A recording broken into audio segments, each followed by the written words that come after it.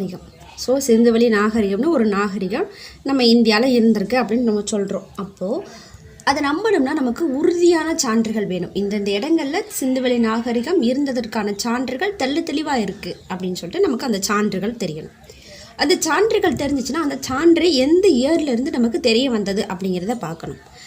எந்த இயரில் தெரிய வந்ததுன்னு பார்த்தா அந்த சான்றுகளை நமக்கு ஆய்வறிந்தவர்கள் யார், ஆய்வாளர்கள் யார் அப்படிங்கிறத பார்க்கணும்.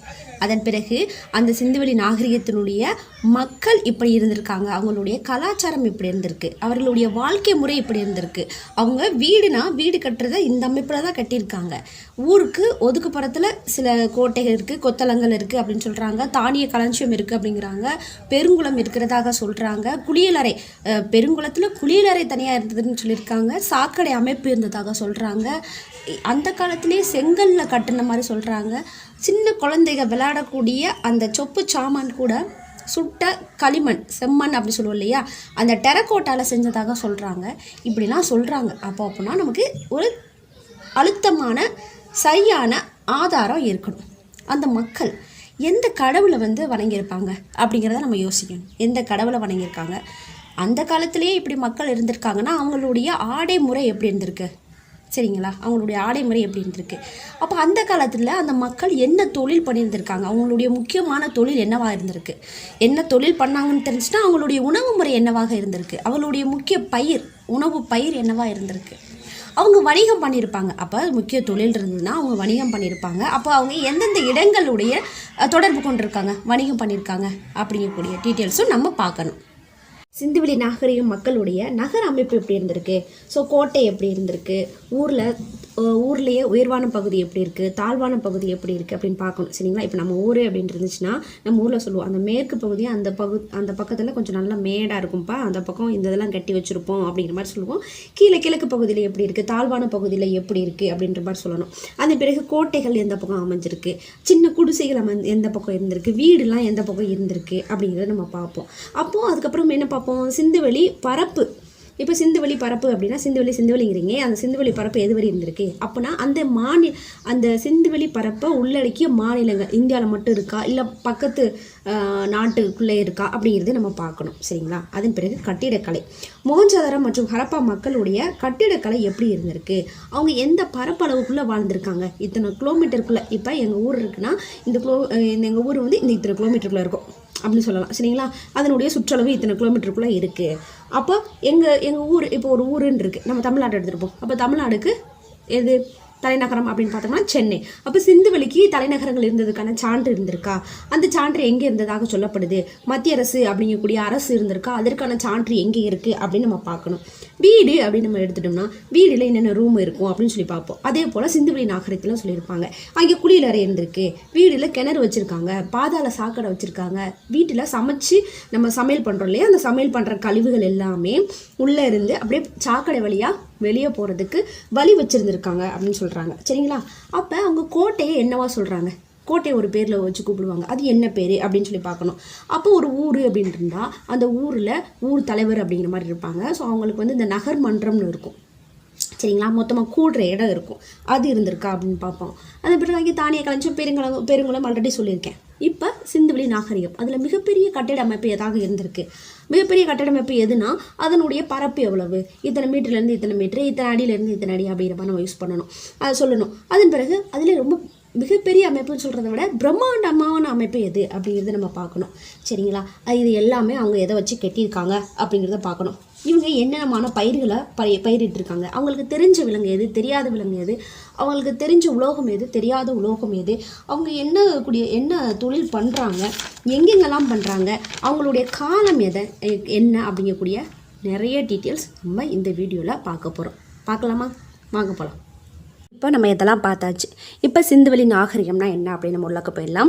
சிந்துவெளி நாகரிகம் தான் இந்தியாவில் ஃபஸ்ட்டு கண்டுபிடிச்ச முதல் நாகரிகம் அப்படின்னு சொல்லப்படுது, சரிங்களா. ஸோ சிந்துவெளி நாகரிகம் அப்படின்னு என்ன சொல்கிறோன்னா இந்தியாவில் ஃபஸ்ட்டு கண்டுபிடிச்ச நாகரிகம் சிந்துவெளி நாகரிகம். அப்போ இந்த சிந்துவெளி நாகரிகம் அப்படிங்கிறது இந்தியாவில் மட்டும்தான் இருக்கா அப்படின்னு நீங்கள் பார்த்தீங்கன்னா கண்டிப்பாக கிடையாது. இப்போ இருக்கக்கூடிய பாகிஸ்தான்லேயே இருக்குது. முன்னாடி இந்தியாவும் பாகிஸ்தானும் ஒன்றா இருந்தது, அப்போது நம்ம இந்தியாவில் இருந்துச்சு அப்படின்னு சொல்லலாம். இப்போ பாகிஸ்தான்லையும் இருக்குது. சரிங்களா? அப்போ இந்த சிந்துவெளி நாகரிகம் அப்படிங்கிறது இந்தியாவிலும் பெரும்பாலும் பாகிஸ்தான்லையும் இப்போ இருக்குது. சரிங்களா? இந்த நாகரிகம் அப்படின்னு சொல்கிறோம் இல்லையா, இந்த நாகரிகத்தினுடைய வார்த்தை எந்த மொழியிலிருந்து தருவப்பட்டது? எப்பயுமே இந்த கொஸ்டின் டிஎன்பிஎஸ்சியில் கண்டிப்பாக கேட்பாங்க. ஸோ இந்த வார்த்தை கொடுத்து இது எந்த மொழியிலேருந்து வந்துச்சு அப்படின்னு சொல்லிட்டு கேட்பாங்க. சரிங்களா? அப்போது நாகரிகம் அப்படிங்கக்கூடிய வார்த்தை லட்டின் சொல்லேருந்து வந்துச்சு. லத்தீன் மொழியிலிருந்து சிவிஸ்னு பொருள்படக்கூடிய, சிவிஸ்னா நகரம், அந்த பொருள்படக்கூடிய அந்த வார்த்தையிலிருந்து இந்த நாகரிகம் அப்படிங்கக்கூடிய பொருள் வந்ததாக சொல்லப்படுது. இது உங்களுக்கு 6th சிந்துவெளி நாகரிகம் தலைப்பில் இருக்கும். ஓகேங்களா? நெக்ஸ்ட்டு நம்ம பார்க்கணும், இப்போ நாகரிகம்னா என்ன, அது எந்த மொழியிலேருந்து வந்துச்சு அப்படின்னு பார்த்தோம். இப்போ நாகரிக சான்றுகள், நீங்கள் சிந்துவெளி நாகரிகம், ஹரப்பா நாகரிகம் அப்படின்னு சொல்கிறோமே, இதெல்லாம் தெளிவாக இருந்தக்கூடிய சான்று எங்கேப்பா இருக்குது அப்படின்னு பார்த்தோம்னா, சிந்துவெளி நாகரிகத்துக்கு நமக்கு சான்று 2 இடங்களில் தெளிவாக தெரியுது. நோட்ஸ் எடுத்து வச்சுக்கோங்க கண்டிப்பாக. ஸோ நமக்கு 2 இடங்களில் இந்த சிந்துவெளி நாகரிகம்னா ஹரப்பா மொஹஞ்சதாரோ எல்லாமே சேர்த்து தான் நம்ம அப்படி சொல்கிறது. சரிங்களா? இந்த 2 சான்று நமக்கு தெளிவாக இருக்குது. இந்த நகரங்களில் மக்கள் இருந்திருக்காங்க, இவங்களுடைய வாழ்க்கை முறை எப்படிலாம் இருந்திருக்குன்னு தெளிவாக தெரிஞ்சிருக்கு. அது 2 இடம் என்ன அப்படின்னு பார்த்தோம்னா, ஹரப்பா மொஹஞ்சதாரோ இது வந்து ஒரு முதலாக கண்டறியப்பட்ட, அதாவது நமக்கு ஃபஸ்ட்டு தெரிஞ்ச இடங்களில் இந்த 2 இடங்களும் ரொம்பவே ஃபேமஸ். அதனால ஹரப்பா மொஹஞ்சதாரோ வந்து தெளிவான சிந்து நாகரிக சான்றுகளாக அறியப்படுது. ஓகேங்களா? சரி, அது இருக்கட்டும். இப்போது 2 இடம் கிடச்சிருச்சு. இந்த 2 இடம் எங்கே இருந்துச்சு? அங்கே பக்கத்தில் ஏதாவது ஒரு ஆறு இருந்துச்சா?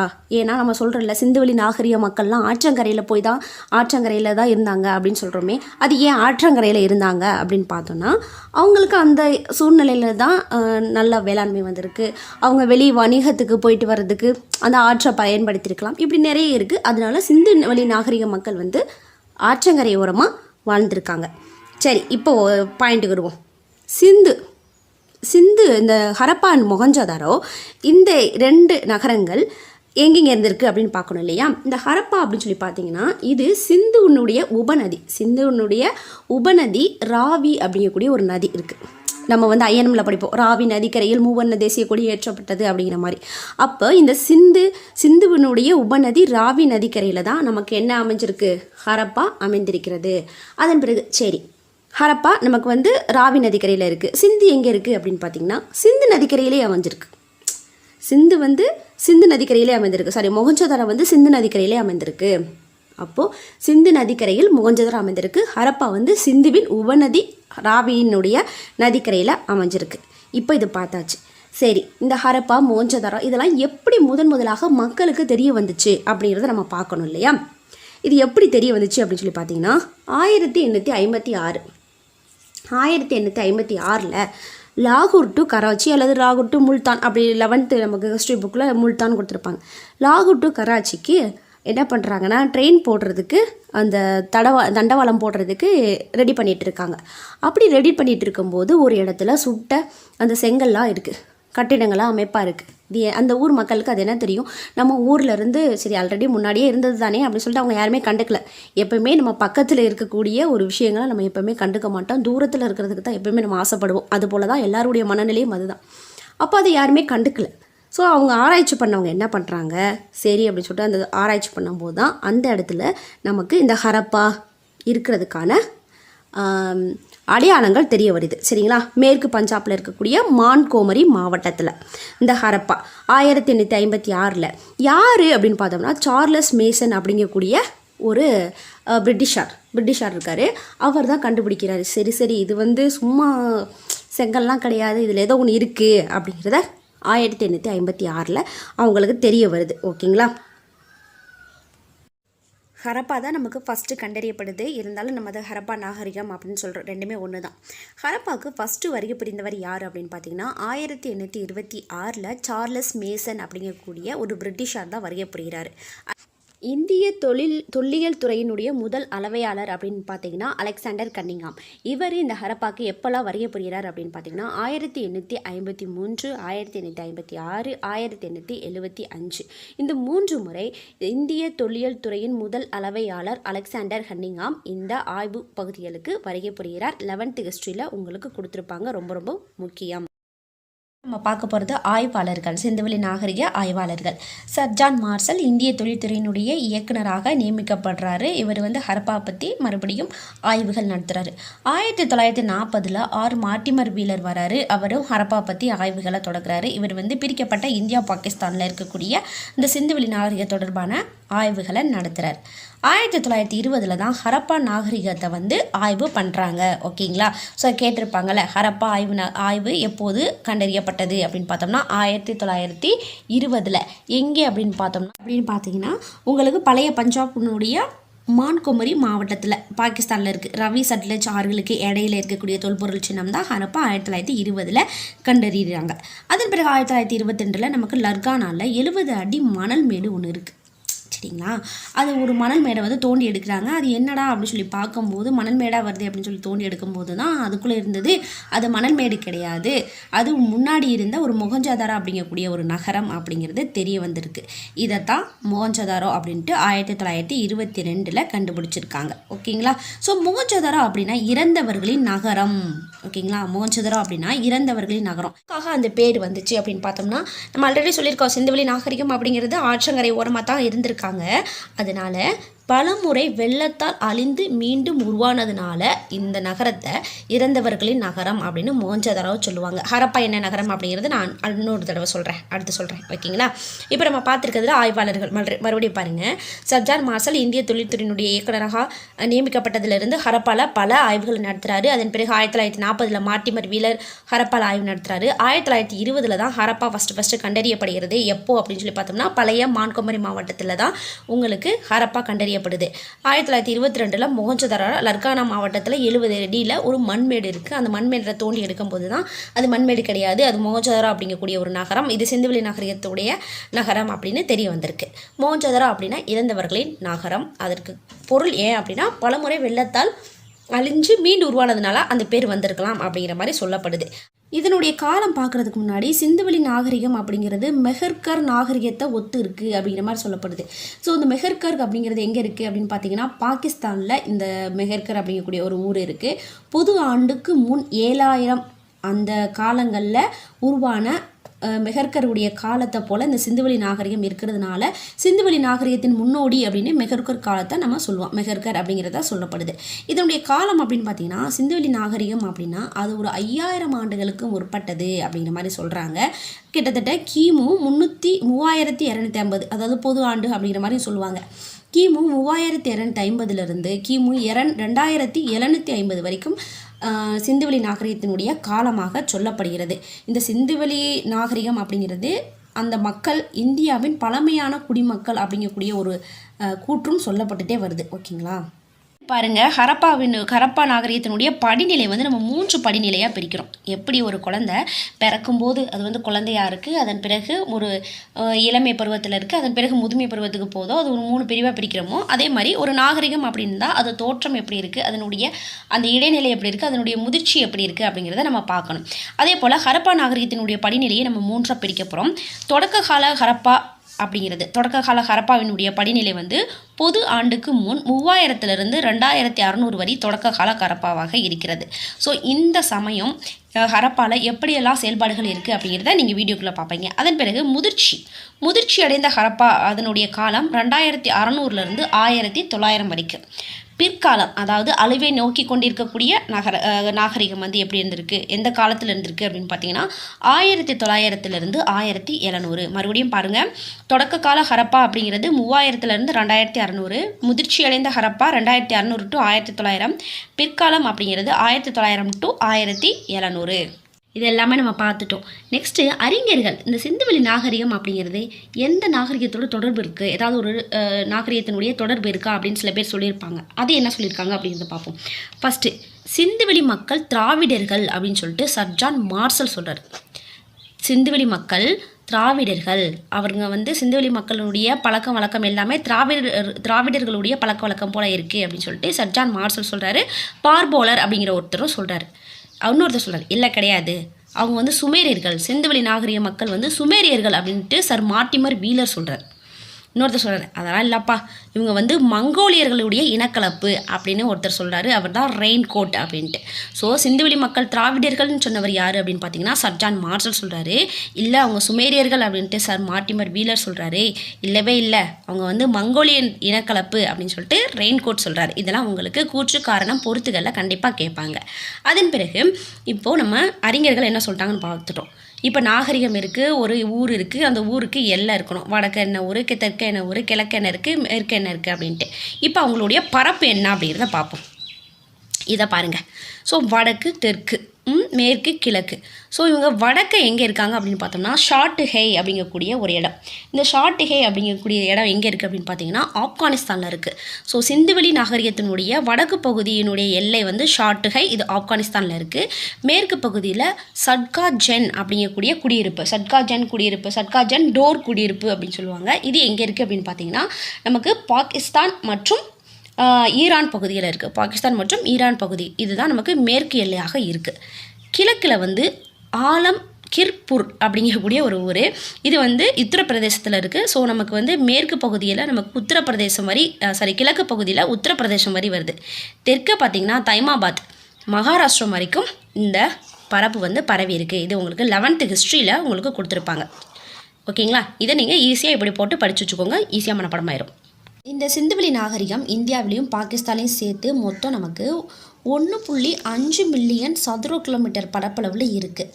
இந்த ஹரப்பாவுக்கும் மொஹஞ்சதாரோவுக்கும் எவ்வளோ டிஸ்டன்ஸ் அப்படின்னு சொல்லி பார்த்தீங்கன்னா வெறும் 600 கிலோமீட்டர் தான். ஸோ 600 கிலோமீட்டர் டிஸ்டன்ஸ் இருந்தாலும் இந்த ரெண்டுக்கும் இடைப்பட்ட இடங்களில் ஒரே மாதிரியான கட்டிட அமைப்பு இருக்குது. அப்போ ஒரு நாட்டுக்கு இருவேறு தலைநகரங்கள் இருந்திருக்கலாம் அப்படிங்கிற மாதிரி சொல்லப்படுது. சரிங்களா? ஸோ மொத்தம் நமக்கு பரப்பு அப்படிங்கிறது 1.5 மில்லியன் சதுர கிலோமீட்டர். ஹரப்பாவுக்கும் மொஹஞ்சதாரோவுக்கும் இடைப்பட்ட தூரம் 600 கிலோமீட்டர். ஆனாலும் ஒரே மாதிரியான கட்டிட அமைப்பு இருந்திருக்கு. கட்டிடக்கலை. ஸோ மொஹஞ்சதாரோவில் கோட்டை என்னன்னு சொல்கிறாங்கன்னா சிட்டாடல் அப்படிங்கக்கூடிய வார்த்தையால் குறிக்கிறாங்க. சரிங்களா? சிட்டாடல், கோட்டை அப்படின்ட்டு. மிகப்பெரிய கட்டிடமைப்பு நமக்கு தானிய களஞ்சியம். மிக பிரம்மாண்டமான கட்டிடமைப்பு அப்படின்னு பார்த்தோம்னா நகர் மன்றமாக இருக்குது. பெருங்குளம் அப்படிங்கிறது செங்கல் மற்றும் சுண்ணாம்பால் செய்யப்பட்டிருக்கிறது. நெக்ஸ்ட்டு நம்ம நகர் மன்றம் பார்ப்போம்.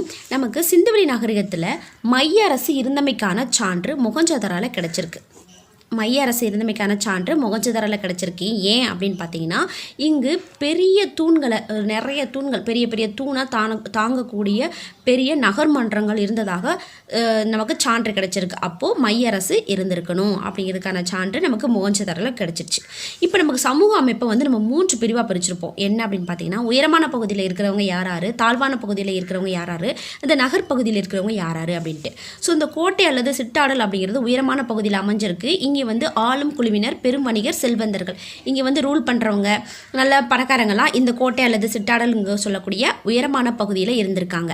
அதன் பிறகு தாழ்வான பகுதியில் யார் இருந்திருக்காங்க, அதாவது நகரம் அப்படின்னு சொல்லக்கூடிய பகுதிகளில் சிறு வணிகர்கள், கைத்தொழிலாளர்கள் இருந்திருக்காங்க. இந்த சிறிய குடிசைகளில் ஏழை தொழிலாளர்கள் இருந்திருக்காங்க. ஓகேங்களா? அப்போ நமக்கு வந்து இந்த சமூக பிரிவு வந்து 3 பிரிவுகளாக நம்ம பிரிச்சிருக்கோம். கோட்டை அல்லது சிட்டாடல், உயரமான பகுதி, சற்று தாழ்வான பகுதி, சிறிய குடிசைகள் அப்படின்னு பிரித்து அங்கே யார் யார் இருக்காங்க அப்படிங்கிறத பார்த்துக்கிட்டோம். நமக்கு நகர் அமைப்பில் தெரு இருக்கு இல்லையா? ஸோ தெரு வந்து எப்படி இருக்கும் அப்படின்னு பார்த்தீங்கன்னா நேராக இருக்கும், அகலமாக இருக்கிறதா சொல்லப்படுது. சரிங்களா? தெருக்கள் வந்து நேராகவும் அகலமாகவும் இருக்குது. அந்த தெருக்கள் வந்து கிழக்கு மேற்காகவும் வடக்கு தெற்காகவும் இருக்கிறதா சொல்கிறாங்க.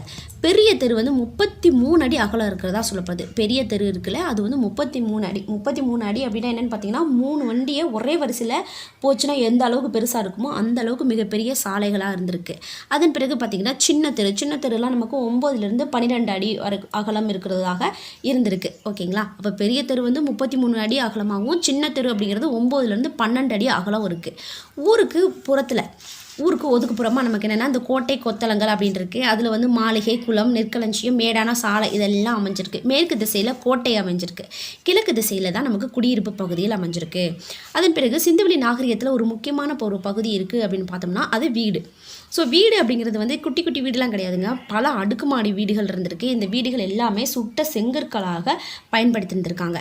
அங்கே வந்து சுட்ட செங்கற்களாக பயன்படுத்தியிருக்காங்க. வீடில் கிணறு இருந்திருக்கு, குளியலறை இருந்திருக்கு, பாதாள சாக்கடை இருந்திருக்கு. இன்னொரு பாயிண்ட்டு, நகராட்சி, சிந்துவெளியில் நகராட்சியும் இருந்திருக்கு அப்படின்னு சொல்லலாம். ஏன் அப்படின்னு பார்த்தீங்கன்னா, பாதாள சாக்கடை வீட்டுக்குள்ளேருந்து வெளியேறக்கூடிய சாக்கடை நீர் அப்படியே வெளியே வந்து ஊருக்கு ஒதுக்குப்புறமாக போகிற அளவுக்கு அந்த அளவுக்கு ட்ரைனேஜ் சிஸ்டம் இருந்திருக்கு. அப்போனா நகராட்சி சிறப்பாக செயல்பட்டிருக்கு சிந்துவெளி நாகரிகத்தில். ஓகேங்களா? அதன் பிறகு நான் சொன்னேன் இல்லையா, வீதியில் இருக்கக்கூடிய கிணத்து சுவரும் நமக்கு சாக்கடை சுவரும், இந்த சாக்கடை போகிறதுக்கான சுவர் இருக்குல்ல, இது என்ன கல்லால் செஞ்சுருப்பாங்க அப்படின்னு பார்த்தீங்கன்னா, ஆப்பு வடிவ செங்கற்களால் செஞ்சுருக்காங்க. ஸோ ஆப்பு வடிவ செங்கற்களால் கிணற்று சுவர் மற்றும் சாக்கடை செல்லக்கூடிய சுவர் வந்து கட்டப்பட்டு இருக்கிறது. மோஞ்சதரா அப்படிங்கிறது ஒரு உயர்ந்த மேடை மீது நன்கு கட்டப்பட்ட நகரமாக இருந்திருக்கு. மோஞ்சதரா அப்படிங்கிறது ஒரு உயர்ந்த மேடை மீது கட்டப்பட்ட நகரமாக இருந்திருக்கு. ஓகேங்களா? பெருங்குளம், இந்த நீச்சல் குளம். ஸோ சிந்துவெளி கட்டிடங்கள்லேயே நமக்கு மிகவும் தலை சிறந்தது அப்படின்னு சொல்லி பார்த்தோம்னா அது பெருங்குளம் தான். ஸோ இது வந்து மொகஞ்சதாரில் அமைஞ்சிருக்கு. நமக்கு தரைப்பகுதி வந்து நீலக்கீல் அப்படின்னு இருப்பாங்க. நீலக்கீல் அப்படிங்கிற பிட்டுமண் அப்படிங்கக்கூடிய பசையினால் செய்யப்பட்டிருக்கு. ஏன்னா நமக்கு தண்ணி வந்து கீழே இறங்காமல் இருக்கிறதுக்காக நீலக்கீல் பிட்டுமண் அப்படிங்கக்கூடிய பசையால் செய்யப்பட்டிருக்கு. இந்த பெருங்குளத்திலேயே உங்களுக்கு என்ன இருந்திருக்குன்னா, ட்ரெஸ் மாற்றுறதுக்கு தனியாக ரூம்ஸ் இருந்திருக்கு, உடை மாற்றும் அறை இருந்திருக்கு. ஸோ நமக்கு ஆல்ரெடி நம்ம புழங்கின தண்ணி யூஸ் பண்ண தண்ணி வந்து வெளியே போகிறதுக்கும் புதிய தண்ணி உள்ளே வர்றதுக்கும் வழி இருந்திருக்கு. இந்த நீச்சல் குளத்தில் 4 பக்கமும் உங்களுக்கு நடக்கிறதுக்கு பாதை கொடுத்துருக்காங்க. 4 பக்கமும் நடைபாதை இருந்திருக்கு.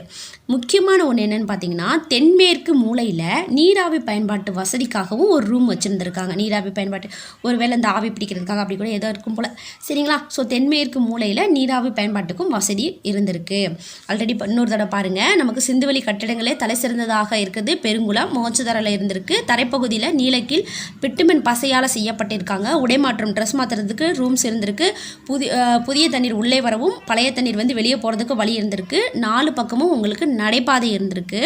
தென்மேற்கு பகுதி மூலையில் நீராவி பயன்பாட்டுக்கு ஒரு ரூமும் வசதியும் இருந்ததாக சொல்லப்படுகிறது. இந்த பெருங்குளம், இந்த நீச்சல் குளம் மொகஞ்சதாரால இருக்குது. நெக்ஸ்ட் என்ன அப்படின்னு சொல்லி பார்த்தோம்னா, தானிய களஞ்சியம் அப்படிங்கிறது ஹரப்பா. இதனுடைய இது பாருங்கள், 46x15 மீட்டர் இதனுடைய அளவாக இருந்திருக்கு. இது வந்து நான் வந்து பழைய புத்தகத்துலேருந்து நான் எடுத்து சொல்கிறேன். இப்போ புது புத்தகத்தில் எப்படி கொடுத்துருக்காங்கன்னு பாருங்கள். 166 அடி நீளம், 135 அடி அகலம், 52 அடி உயரம் 9 அடி கனம். அந்த சோறுடைய கனம் வந்து 9 அடி கனமாக இருந்திருக்கு. தரைப்பகுதி வந்து மரப்பலகையில் வச்சுருக்காங்க. இங்கே உணவு பயிர் மட்டுமே சேமிப்பதற்காக இந்த தானிய களஞ்சியத்தை பயன்படுத்தியிருக்காங்க. வேளாண்மையில் ஹரப்பா மக்கள், சிந்துவெளி நாகரிக மக்கள் கோதுமை, பார்லி, அவரை, எள்ளு, கொண்டக்கடலை போன்ற பருப்பு வகைகளையும் என்ன பண்ணியிருக்காங்க அப்படின்னு பார்த்தீங்கன்னா பயிரிட்டிருக்காங்க. கோதுமை, பார்லி அப்படிங்கிறது வந்து கொஞ்சம் வறட்சியான பகுதிகள்லையும், அந்த அவரை, பருப்பு வகைகள் அப்படிங்கிறதெல்லாம் கொஞ்சம் நல்ல செழுமையான பகுதிகளையும் பயிரிட்டிருக்காங்க. ஹரப்பா மக்கள் இரட்டை பயிரிடல் முறையை வந்து அறிமுகப்படுத்தியிருக்காங்க. நமக்கு ரொம்ப முக்கியம். சரிங்களா? கொஸ்டின் கேட்கலாம். சிந்துவெளியில் இரட்டை பயிரிடல் முறையை அறிமுகப்படுத்திய இடம் வந்து ஹரப்பாவில் வந்து என்ன பண்ணிருக்காங்கன்னா உழவு வந்து கலப்பையை பயன்படுத்தியிருக்காங்க ஹரப்பால. இன்னொரு கேள்வி கேட்கலாம். நிலத்தை உழுதுவதற்கான சான்று எங்கு கிடைத்துள்ளது அப்படின்னு பார்த்தீங்கன்னா காளிபங்கன் இப்போ எங்கே இருக்குது? ராஜஸ்தானில் இருக்குது. ஸோ இதுவும் நமக்கு கேட்கலாம். இது வந்து 11th எத்திக்ஸ் புத்தகத்தில் உங்களுக்கு கொடுத்துருப்பாங்க. நமக்கு தொழிலில் ஃபஸ்ட்டு இருக்கிறது கைவினை தயாரிப்பு. இவங்க வந்து என்ன பண்ணுறாங்கன்னா கார்னிலியன் அப்படின்னு சொல்லக்கூடிய மணி, ஜாஸ்பர், அடுத்தது கிறிஸ்டல் அப்படிங்கக்கூடிய படிகக்கல், ஸ்டீடேட் அப்படிங்கிறது என்னென்னா நுரைக்கல். அதுக்கு பிறகு பார்த்திங்கன்னா செம்பு, வெண்கலம், தங்கம் போன்ற உலோகங்களில் உங்களுக்கு அணிகலன்கள் செஞ்சு கைவினை தயாரிப்புலாம் செஞ்சுருக்காங்க. இவை எல்லாமே மெசபடோமியாவுக்கு ஏற்றுமதி செய்யப்பட்டிருக்குது. இதுதான் நமக்கு ரொம்ப முக்கியம். 11th ஹிஸ்ட்ரியில் கொடுத்துருப்பாங்க. இவை எல்லாமே எங்கே போயிருக்கு? மெசபடோமியாவில் ஏற்றுமதி பண்ணியிருக்காங்க. சரி, அது ஓகே. கைவினை தயாரிப்பு மட்டும் தான் நடந்துச்சு அப்படின்னா மண்பாண்டம் இருக்குது. அவங்க இருக்கக்கூடிய முக்கியமான ஒரு விஷயம் என்ன அப்படின்னு பார்த்தீங்கன்னா மண்பாண்டம், சுட்ட மண்பாண்டங்கள் இருக்குது. அங்கே சிவப்பு மற்றும் கருப்பு நிறத்தால் அதில் சில அலங்கார வேலைப்பாடுகள்லாம் பண்ணியிருக்காங்க. சிவப்பு மற்றும் அந்த கருப்பு மையினால் அந்த மண்பாண்டங்களில் வேலைப்பாடு இருந்திருக்கு. அதன் பிறகு சிந்துவெளி மக்கள்கிட்ட இருக்கக்கூடிய ஒரு முக்கியமான ஒரு விஷயம் என்ன அப்படின்னு பார்த்தீங்கன்னா அவங்களுடைய முதன்மை தொழிலாக கூட அந்த உலோகம் மற்றும் ஆயுதம் செய்கிறத அவங்க வந்து பார்ப்பாங்க அப்படிங்கிற மாதிரி சொல்லப்படுது.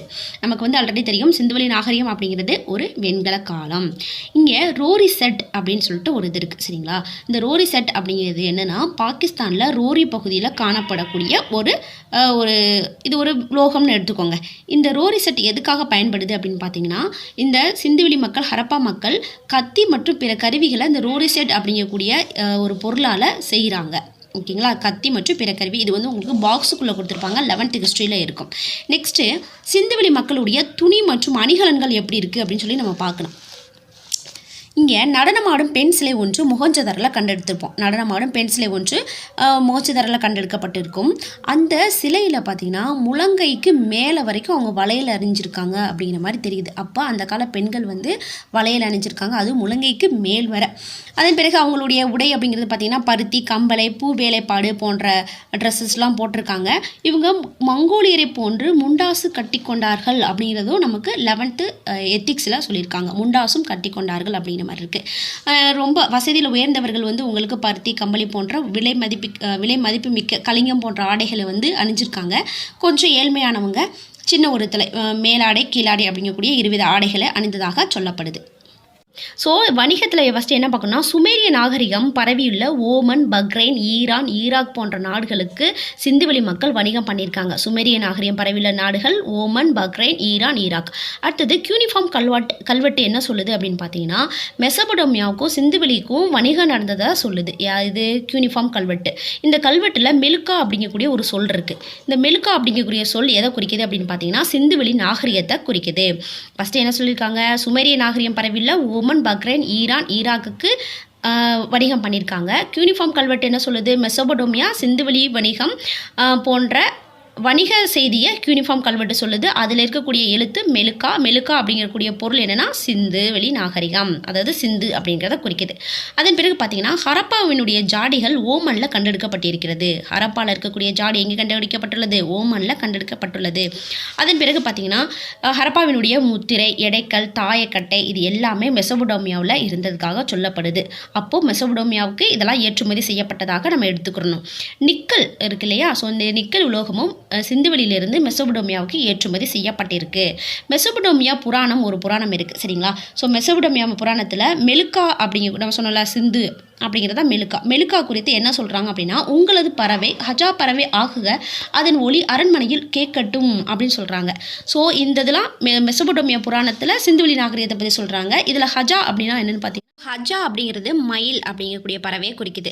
அதன் பிறகு இடைக்கற்கள் பார்த்தீங்க அப்படின்னா, சிந்துவெளி நாகரிக மக்கள் நீளத்தை அளக்கிறதுக்கு அடிமுறையை பயன்படுத்தியிருக்காங்க. தமிழகத்தில் இன்றளவும் அடிமுறையை பயன்படுத்தியிருக்கோம் அப்படின்னு 11th எத்திக்ஸ் புத்தகத்தில் சொல்லியிருப்பாங்க. ஒரு இன்ச்சுக்கு 1.75 சென்டிமீட்டர், அதாவது தற்போதுள்ள அளவுகோலை அந்த காலத்தில் சிந்துவெளி மக்கள் பயன்படுத்ததாக கூறப்படுகிறது. எடைக்கற்கள். ஸோ எடைக்கற்கள் அப்படிங்கிறது கனசதுர வடிவத்திலையும் இருமை எண், அதாவது 1:2:4:8 அப்படி அந்த ரேஞ்சில் இருக்கக்கூடிய எடைக்கற்களை பயன்படுத்ததாக கூறப்படுகிறது. அவர்களுடைய பொழுதுபோக்கு, அதாவது மதகுரு சிலை வந்து ஸ்ட்ரீரைட் கல்லால் செய்யப்பட்டது. அது நமக்கு மொஹஞ்சதாரோவில் கண்டெடுக்கப்பட்டிருக்கும். இவங்க வந்து இந்த சதுரங்கம் விளையாடுறது, பகடைக்காய், சொக்கான் போன்ற விளையாட்டுகள்லாம் விளையாண்டுருக்காங்க. ஸோ சதுரங்க மட்டையை வந்து மரத்தால் செஞ்சுருக்காங்க. முக்கியமானது நெக்ஸ்ட்டு நம்ம பார்க்கணுன்னா மருத்துவம். இவர்களுடைய மருத்துவம் அப்படிங்கிறது கண், காது, தொண்டை, தோல் போன்ற நோய்களை குணப்படுத்துவதற்காக கட்டில் என்ற மீனின் எலும்பை பயன்படுத்தியிருக்காங்க. ஓகேங்களா. நெக்ஸ்ட்டு அவங்களுடைய வழிபாடு அப்படின்னா பசுபதி வழிபாடு. பசுபதி என்பவர் விலங்குகளின் கடவுள். மோஸ்ட்லி சிந்துவெளி மக்கள் இயற்கையாக கடவுளாக வணங்கியிருக்காங்க. பசுபதி வழிபாடுங்கிறது விலங்குகளின் கடவுள் தான் பசுபதி. திருமுகம் அப்படின்னா சிவனை குறிக்கக்கூடிய 3 முகம். யோகேஸ்வரன் அப்படிங்கிற கடவுளை வணங்கியிருக்காங்க. அவர் வந்து யோகிகளின் கடவுள். அரச மரத்தை மர வழிபாடு நடந்திருக்கு சிந்துவெளி நாகரிகத்தில். நமக்கு 11th எத்திக்ஸ் புத்தகத்தில் தெளிவாக சொல்கிறாங்க. சிந்துவெளி அழிந்து போனதுக்கான காரணம் என்ன அப்படின்னா, இது வந்து ஆற்றங்கரையில் வந்ததுனால வெள்ளப்பெருக்குனால அழிஞ்சிருக்கலாம். இன்னொன்று என்ன அப்படின்னு பார்த்தீங்கன்னா, அங்கே கண்டெடுக்கப்பட்ட எலும்புக்கூடு வந்து போர்னால அழிஞ்சிருக்கலாம் அப்படிங்கிற மாதிரி சொல்லப்படுது. வரலாற்று ஆசிரியர் கிருஷ்ணா ரெட்டி என்ன சொல்கிறாருன்னா, மொஹஞ்சதாரோ, ஹரப்பா ரெண்டுமே மிகப்பெரிய வணிகத்தலங்கள். அங்கே பொருளாதார தேக்கம் ஏற்பட்டு மக்கள் அந்த நாட்டை விட்டு வெளியேறி இருக்கலாம் அப்படிங்கிற மாதிரி சொல்கிறாங்க. இன்னொன்று என்னென்னா, சிந்து நதி வந்து தன்னோட போக்கை மாற்றி இருந்ததுனால வறட்சி ஏற்பட்டு அந்த மக்கள் வந்து அந்த ஊரை விட்டு வெளியே போயிருப்பாங்க அப்படிங்கிற மாதிரி சொல்லப்படுகிறது. இன்னொன்று என்னென்னா, அங்கே கிடைச்சிருக்கக்கூடிய மண்டை ஓடுகளில் காணப்பட்ட வெட்டுகள்னால மங்கோலியர்கள் அல்லது ஆரியர்கள் படையெடுப்புனால இந்த நாகரிகம் அணைஞ்சிருக்கலாம் அப்படிங்கிற மாதிரியும் சொல்லப்படுது. சிந்துவெளி நாகரிகம் அகழாய்வு நடந்த முக்கிய நடங்கள். சிந்தில் கோட்டிச்சி அப்படிங்கிற நகரம் அப்படிங்கிறது முக்கியம். ராஜஸ்தானில் காளிபங்கன், பஞ்சாப் ரூபா 5 ரூபா நாத்தில் வச்சுக்கலாம். ஹரியானாவில் பினவாலி, குஜராத்தில் லோத்தல், கர்கோடா, தோலவிரா போன்ற இடங்களில் நமக்கு அகழாய்வு நகர்ந்திருக்கு. நான் ஆல்ரெடி சொல்லியிருக்கேன், ஹரப்பாவிற்கு முந்தைய நிலை, தொடக்க நிலை, முதிர்ந்த நிலை, இறுதி நிலை. இதெல்லாம் எந்தெந்த இடங்களில் நடந்தது. இடங்கள் நமக்கு முக்கியம். முன்னாடி காலம் பார்த்தோம், இப்போ இடங்கள். ஹரப்பாவிற்கு முந்தைய நிலை பலுச்சிஸ்தான், அதுதான் மெஹர்கர் நம்ம பார்த்துருப்போம். பலுச்சிஸ்தான் மெஹர்கர் இது வந்து சிந்துவெளி நாகரிகத்தினுடைய முன்னோடி. அங்கே தான் நமக்கு வேளாண்மையெல்லாம் ஸ்டார்ட் பண்ணியிருக்காங்க. ஹரப்பாவின் தொடக்க நிலை கிராமம் நகரம் அப்படிங்கிறது வளர்ச்சி அடைந்திருக்கு. எந்த இடம் அப்படின்னு பார்த்தீங்கன்னா ஆம்ரி மற்றும் கோடிஜி. ஹரப்பாவின் முதிர்ந்த நிலை நகரங்களுடைய எழுச்சி காலிபங்கன் ராஜஸ்தானில் இருக்கக்கூடியது. அடுத்தது ஹரப்பாவின் இறுதி நிலை சிதைவு, அதாவது அழிஞ்சு போகிறது லோத்தல். ஸோ லோத்தல் அப்படிங்கிறது உலகிலேயே முதலாக செய்யப்பட்ட முதல் செயற்கை துறைமுகம் அப்படின்னு சொல்லிட்டு தான் நமக்கு இந்த லோத்தல் கண்டறியப்படுகிறது. குஜராத்தில் இருக்கக்கூடிய அகமதாபாத் மாவட்டத்தில் தான் இந்த லோத்தல் இருக்குது. இதை முதலாக கண்டறிந்தவர் SR ராவ். ஓகேங்களா. நெக்ஸ்ட்டு என்ன அப்படின்னு பார்த்தோம்னா எழுத்துக்கள். இங்கே இருக்கக்கூடிய எழுத்துக்கள் எப்போ அப்படின்னு பார்த்தீங்கன்னா 400லேருந்து 600 எழுத்துக்கள் இருக்கும். 5000 முத்திரைகள் இருந்திருக்கு. ஆனால் 40லேருந்து 60 எழுத்துக்கள் மட்டும்தான் யூஸ் பண்ணியிருக்காங்க. இவர்களுடைய எழுத்துக்கள் வடமிருந்து இடமாகவும் இடமிருந்து வடமாகவும் இருந்திருக்கு. மோஸ்ட்லி சித்திரை எழுத்துக்களாக இருந்திருக்கு. இதன் பிறகு இறந்தவங்களை இவங்க எரிச்சிருக்காங்களா புதைச்சிருக்காங்களா அப்படிங்கிறத நம்ம பார்க்கணும். மோஹன்ஜதாரோவில் என்ன பண்ணுறாங்கன்னா புதைக்கிறாங்க அல்லது எரிச்சு எலும்பு புதைக்கிறாங்க. லோத்தல் என்ன பண்ணுறாங்கன்னா புதைக்கிளையை சுற்றி செங்கற்களை வச்சு நடுறாங்க அல்லது மண்பாண்டத்தில் ஜோடியாக மண்பாண்டத்தில் வச்சு புதைச்சிடுறாங்க.